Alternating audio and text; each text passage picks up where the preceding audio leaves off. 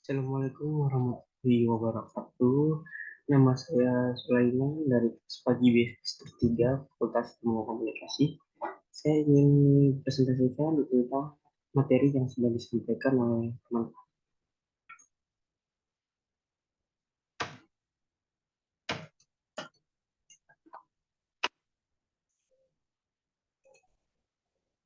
Kelompok 7, pengertian dan prinsip komunikasi. Pengertian komunikasi adalah suatu proses ketika seseorang atau beberapa orang, kelompok, organisasi, dan masyarakat menciptakan dan menggunakan informasi agar terhubung dengan lingkungan dan orang lain. Komunikasi akan terjadi ketika komunikator dan komunikan telah memiliki pemaknaan yang sama terhadap suatu isyarat atau tanda. Komunikasi menurut para ahli, yang pertama, menurut Aristoteles, definisi komunikasi adalah usaha yang berfungsi sebagai alat warga masyarakat dalam berperan serta dalam demokrasi. Yang kedua, menurut Harold Laswell, komunikasi adalah proses penyampaian pesan oleh komunikator kepada komunikan melalui media yang menimbulkan efek tertentu. Dalam komunikasi yang efektif, diperlukan beberapa unsur, yaitu komunikator, pesan, saluran, dan komunikan. Prinsip komunikasi. Menurut Ahmad Suterston dan Nur Hakti dalam buku Pengantar Ilmu Komunikasi, prinsip komunikasi adalah dasar atau asas pikiran untuk membahas komunikasi. Prinsip dasar komunikasi dikutip dari Ensiklopedia Komunikasi tahun 2014 karya Alex Soub. Prinsip-prinsip komunikasi sebagai berikut. Pertama, komunikasi tidak dapat dihindari. Yang kedua, komunikasi merupakan suatu proses simbolik. Yang ketiga, sebagian besar komunikasi yang dilakukan adalah komunikasi nonverbal. Yang keempat, konteks atau lingkungan mempengaruhi komunikasi. Yang kelima, komunikasi tidak dapat diubah.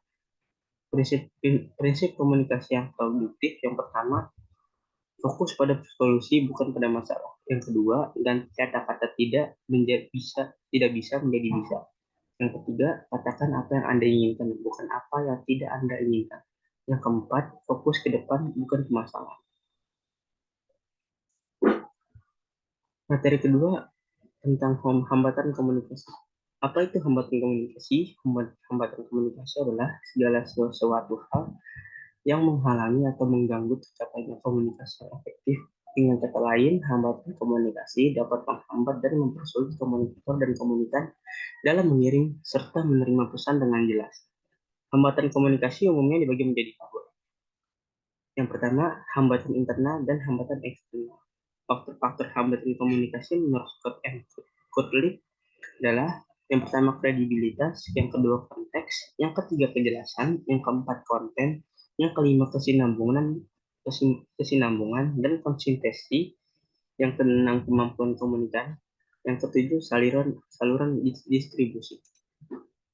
Cara atau upaya untuk mengatasi hambatan komunikasi yang pertama, gunakan umpan balik atau feedback. Setiap orang yang berbicara memperlihatkan umpan balik yang diberikan lawan bicaranya baik bahasa verbal maupun non-verbal. Kemudian memberikan penafsiran terhadap umpan balik itu secara benar. Yang kedua, pahami perbedaan individu atau kompleksitas individu dengan baik. Setiap individu merupakan pribadi yang khas yang berbeda baik dari latar belakang psikologis, sosial, ekonomi, budaya, dan pendidikan. Materi ketiga tentang teori komunikasi antar pribadi. Materi pengantar. Menurut Joseph A. DeVito dalam buku The Interpersonal Communication Book, DeVito 1994, komunikasi antar pribadi adalah proses pengiriman dan penerimaan pesan antara dua individu atau antar individu dalam kelompok dengan beberapa efek dan umpan balik seketika. Teori aprehensi komunikasi didefinisikan sebagai tingkat ketakutan atau kecemasan individu, baik komunikasi yang nyata maupun yang diantisipasi dengan lainnya. Menurut Wood tahun 2012, self-disclosure adalah pengungkapan informasi mengenai diri sendiri yang biasanya tidak diketahui oleh orang lain. Individu membuka diri ketika individu tersebut membagikan informasi mengenai diri sendiri seperti harapan, ketakutan, perasaan, pikiran, dan pengalaman.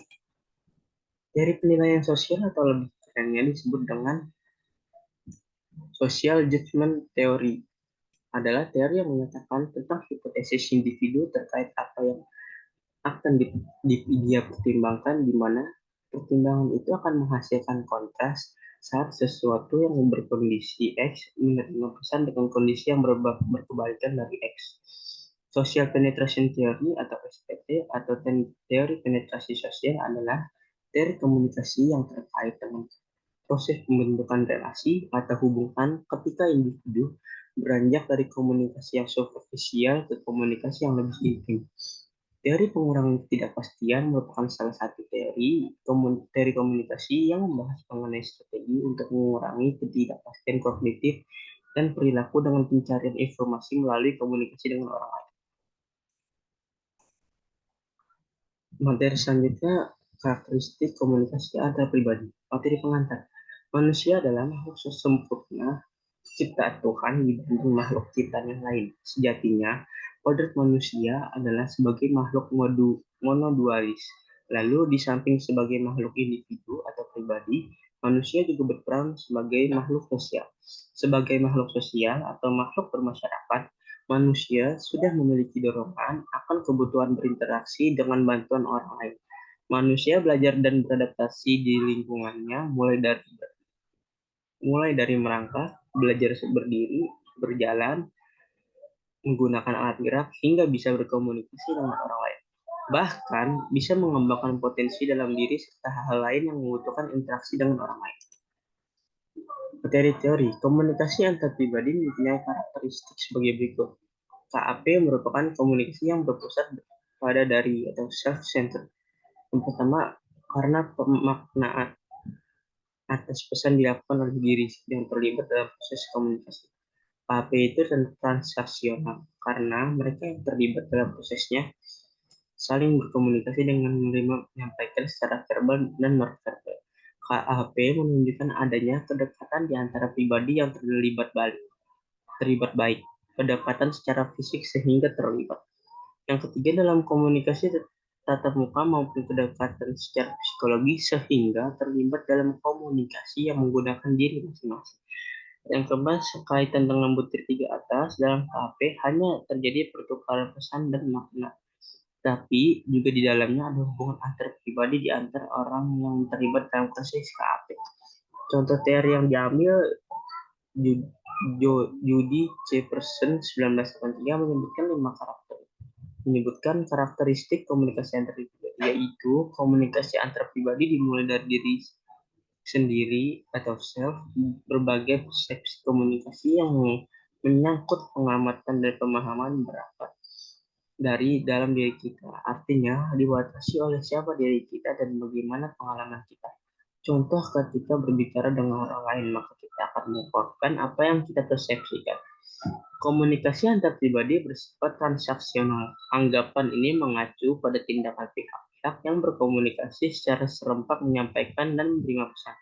Contoh, ketika dua orang sedang berkomunikasi, tentu adanya sering pertukaran pikiran, perasaan, dan lain-lain. Selanjutnya, ciri-ciri komunikasi antar pribadi. Ciri-ciri komunikasi antar pribadi menurut Kompas.com adalah timbulnya pengertian, munculnya tindakan, dan terbentuknya hubungan sosial yang erat. Apabila komunikasi tidak efektif, pesan tidak dapat dimengerti komunikan, dan tujuan komunikator tidak akan tercapai. Menurut Rogers, ciri-ciri komunikasi antar pribadi sebagai berikut. Terjadi arus pesan dua arah. Terjadinya umpan balik. Ada jangkauan terhadap banyak orang relatif lambat. Mengandung konteks komunikasi dua arah. Terdapat efek yaitu berupa perubahan sikap. Tujuan komunikasi antar pribadi yang pertama, tujuan menyampaikan informasi. Yang kedua, tujuan berbagi pengalaman. Yang ketiga, tujuan menumbuhkan simpati. Yang keempat, tujuan menularkan motivasi.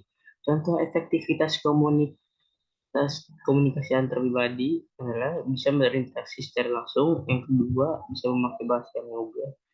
Yang ketiga, bisa menghindari penggunaan makna konotatif. Yang keempat, bisa menggunakan waktu yang efisien. Ciri-ciri dari komunikasi antar pribadi yang efektif adalah yang pertama keterbukaan, yang kedua empati, yang ketiga dukungan, yang keempat rasa positif, yang kelima kesetaraan, Dan yang kelima, kesetaraan. Sifat dari komunikasi antar pribadi yang pertama melibatkan perilaku verbal dan non-verbal. Yang kedua melibatkan pernyataan atau ungkapan yang spontan. Yang ketiga tidak statis melainkan dinamis. Yang keempat melibatkan umpan balik pribadi, hubungan interaksi dan koherensi. Dan yang kelima dipandu oleh aturan yang bersifat intrinsik dan ekstrinsik. Fungsi dari komunikasi antar pribadi fungsinya ialah berusaha meningkatkan hubungan insan atau human relation, menghindari dan mengatasi konflik pribadi, mengurangi ketidakpastian sesuatu, serta berbagai pengetahuan dan pengalaman dengan orang lain. Melalui komunikasi antar pribadi, individu dapat berusaha membina hubungan yang baik dengan individu lainnya, sehingga menghindari dan mengatasi terjadinya konflik di antara individu tersebut. Hubungan konsep diri dalam komunikasi antar pribadi yang pertama, yakin akan kemampuan mengatasi masalah. Yang kedua, merasa setara dengan orang lain. Yang ketiga, menerima pujian tanpa rasa malu. Yang keempat, menyadari setiap orang mempunyai berbagai perasaan, keinginan, dan perilaku yang tidak seluruhnya disetujui oleh masyarakat. Dan yang kelima, mampu memperbaiki dirinya karena ia sanggup mengungkapkan aspek kepribadian yang tidak disenangi dan berusaha mengubah. Materi selanjutnya, jenis hubungan komunikasi antar kedua. Materi pengantar. Menurut Karl E. Hoffman, komunikasi adalah proses yang memungkinkan seseorang atau komunikator menyampaikan rangsangan untuk mengubah perilaku orang lain. Sementara Barnum mendefinisikan komunikasi antar pribadi menjadi tradisi antara dua orang, tiga orang, atau mungkin orang yang terjadi sangat inklusif dan tidak berstruktur. Menurut sebagaimana dikutip oleh Alo Liliweri 1991 mengumpulkan beberapa karakteristik buat mengenali komunikasi antar pribadi. Materi teori. Yang pertama, teori pertukaran sosial. Teori ini memandang bahwa pola hubungan interpersonal menyerupai transaksi dagang. Hubungan antara manusia atau interpersonal itu berlangsung mengikuti kaidah transaksional, yaitu apakah memperoleh keuntungan dalam sebuah transaksi atau justru mengalami kerugian. Yang ketiga, teori peranan. Yang kedua, teori peranan. Peranan merupakan aspek dinamis dari suatu status atau kedudukan. Apabila kita melaksanakan hak-hak dan kewajiban sesuai dengan status yang kita miliki dalam masyarakat, maka kita telah menjalankan sebuah peranan dengan baik. Peranan adalah tingkah laku yang diharapkan dari orang lain, orang yang memiliki kedudukan atau status. Antara kedudukan dan peranan tidak dapat dipisahkan. Yang ketiga, teori penetrasi sosial. Hal yang pokok dalam penetrasi sosial adalah penyikapan diri atau self-discourse, timbal balik di mana setiap orang harus mengungkapkan dirinya pada orang yang di sekitarnya sedikit demi sedikit. Pada awal hubungan, terdapat suatu norma respon yang kuat, yaitu pada saat orang sudah mulai membuka hal-hal mengenai lingkungannya, dengan sendirinya akan melakukan hal yang sama. Dengan cara ini, kepercayaan akan terbentuk. Tentang materi yang diambil, yang pertama, hubungan pertemanan. Hubungan pertemanan adalah hubungan antara pribadi di antara dua orang yang saling bergantung, produktif, dan ditandai dengan hasil hal positif bersama. Banyak peneliti mendefinisikan pertemanan sebagai hubungan sukarela, atau hubungan berdasarkan pilihan. Yang kedua, hubungan cinta. Cinta merupakan perasaan yang ditandai dengan kedekatan, kepedulian, keintiman, hasrat, dan komitmen. Hubungan cinta adalah hubungan antar pribadi yang dibangun, dipertahankan, dan terkadang dihancurkan melalui komunikasi. Yang ketiga, hubungan keluarga. Keluarga bila didefinisikan secara tradisional mungkin akan merujuk pada pasangan suami istri dengan anak-anak. Namun tidak dapat dipungkiri ada juga orang tua tunggal yang membesarkan anaknya, pasangan yang hidup bersama tanpa menikah, atau pasangan sejenis yang tinggal bersama, yang semuanya juga disebut sebagai keluarga. Beberapa karakteristik keluarga antara lain, yang pertama, adanya antara pembagian peran. Yang kedua, adanya tanggung jawab dan kewajiban. Yang ketiga, berbagi sejarah dan masa depan. Dan yang keempat, tinggal bersama. Yang keempat, hubungan kerja. Lingkungan kerja memungkinkan segala jenis komunikasi bisa terjadi, dan pada akhirnya segala jenis hubungan pun bisa terlihat. Hal ini tentu tidak terlepas dari budaya yang berlaku, di mana terdapat ritual, norma, dan aturan dalam berkomunikasi. Penyelesaian kasus dalam hubungan pertemanan. Yang pertama, jangan bicarakan konflik tersebut kepada teman lainnya. Yang kedua, diskusi masalah secara pribadi. Yang ketiga, tentukan hal-hal yang bisa dikompromi. Penyelesaian kasus dalam hubungan cinta, yang pertama, temukan suatu masalah. Kedua, tentukan waktu untuk berbicara. Dan yang ketiga, saling mendengar. Penyelesaian kasus dalam hubungan keluarga, yang pertama, berdiskusi untuk berdamai. Yang kedua, menyamakan fisik. Yang ketiga, melihat audit pandang berbeda. Yang keempat, saling terbuka. Penyelesaian kasus dalam hubungan kerja, yang pertama, perundingan bipartit. Yang kedua, mediasi. Yang ketiga, konsiliasi. Yang keempat, arbitrase. Materi terakhir adalah sifat komunikasi antar pribadi, tujuan, manfaat, dan praktik. Yang pertama, materi pengantar. Komunikasi merupakan suatu hal yang sangat mendasar dalam kehidupan manusia. Bahkan komunikasi telah menjadi suatu fenomena bagi terbentuknya suatu masyarakat atau komunitas yang terintegrasi oleh informasi, di mana masing-masing individu dalam masyarakat itu sendiri saling berbagi informasi untuk mencapai tujuan bersama. Bahkan ada istilah yang mengatakan bahwa we cannot communicate, yang artinya kita tidak berkomunikasi. Hal tersebut membuktikan bahwa manusia merupakan makhluk sosial yang selalu bergantung pada orang lain. Dari ketergantungan ini, manusia berinteraksi satu sama lain dalam rangka memenuhi kehidupan. B. Tujuan dari komunikasi antar pribadi adalah sebagai berikut. A. Mengenal diri sendiri dan orang lain. Komunikasi antar pribadi memberikan kita kesempatan untuk membincangkan diri kita sendiri, belajar bagaimana dan sejauh mana terbuka pada orang lain, serta mengetahui nilai, sikap, dan perilaku orang lain sehingga kita dapat menanggapi dan memprediksi tindakan orang lain. B. Mengetahui dunia luar. Komunikasi antar pribadi memungkinkan kita untuk memahami lingkungan kita, baik objek, kejadian, dan orang lain. Nilai, sikap, keyakinan, dan perilaku kita banyak dipengaruhi dari komunikasi antar pribadi. C. Menciptakan dan memelihara hubungan menjadi bermakna. Yang D. Mengubah sikap dan perilaku. Yang E. Bermain dan mencari hiburan itu. Yang F. Membantu orang lain, memberikan nasihat dan saran. Peranan dan manfaat komunikasi antar pribadi.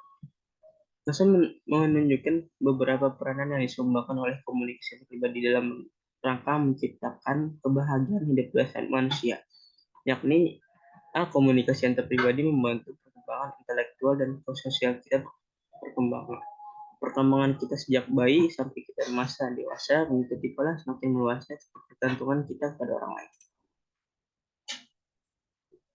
B. Identitas atau jati diri kita terhadap kondisi dengan orang lain selama berkomunikasi dengan orang lain secara sadar maupun tidak sadar. Kita mengamati dan memperhatikan dan mencatat dalam hati semua tanggapan yang diberikan oleh orang lain terhadap diri kita. Kita menjadi tahu bagaimana pandangan orang lain itu tentang diri kita. Berkat pertolongan komunikasi dengan orang lain, kita dapat menemukan diri, yaitu mengetahui siapa dari diri kita sendiri. C. Dalam rangka memahami realitas di sekeliling kita, serta menguji kebenaran kesan-kesan dan pengertian yang kita miliki tentang dunia sekitar kita perlu membandingkannya dengan kesan-kesan dan pengertian orang lain dan realitas yang sama. Tentu saja membandingkan sosial semacam itu hanya dapat kita lakukan lewat komunikasi dengan orang lain. Contoh dan praktik komunikasi antar pribadi sesuai dengan definisi menurut Mulyana tentang komunikasi antar pribadi, yaitu komunikasi antara orang-orang secara tatap muka yang memungkinkan setiap pesertanya menangkap reaksi orang lain secara langsung, baik verbal maupun non-verbal. Baik, itu saja materi dari saya. Kurang lebihnya mohon maaf. Assalamualaikum warahmatullahi wabarakatuh.